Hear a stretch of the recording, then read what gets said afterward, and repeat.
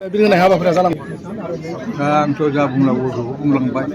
जोंनि आगुनि जायफोर जोंनि आबै आबौफोर लामा होलांनाय थाफिननायनि दानि मडार्न जुगाव ओरैबायदि जोङो गोदान लामाजों आगान सुरनांगौ बिनि जि प्लेटफर्म बे प्लेटफर्मा खिन्थु बर'नि गेजेराव बर' थुनलाइ आफादा कमन प्लेटफर्मा ओरैबायदियावबो जोंनि बर' मानसिफ्राथ' जेरावबो सेरखा बेरखा दङ एकदम नेपालबाबो दङ बांलादेशआवबाबो दङ बेबादिखौ नायनानै जोङो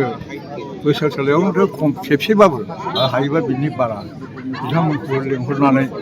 जोङो बेखौ बर' साहित्य सभायाव मोनसे संगम स्थल बयबो ज' गोरोबलायनायनि मोनसे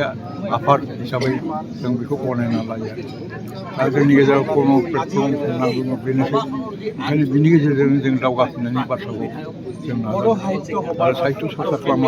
खालामाब्ला जाथिया बिनि ब्रेइना मोनसे माबा फैया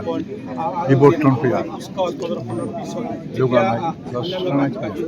ओंखायनो बे गथ'फोरनि गेजेरावबो बे सरसाया जेन थायो बेखौ जों मावलांनांगौ उन्नति होननानै बुङोब्ला संस्कृति होननानै बुङोब्लाथ' माने सभ्यता होननानै बुङोब्ला दानि जुगाव बे साहित्यनि मानदान्दाखौ सिनायो ओंखायनो बे साहित्य सभाया जोंनि थाखाय बिराद गोनांथि। Thank you sir.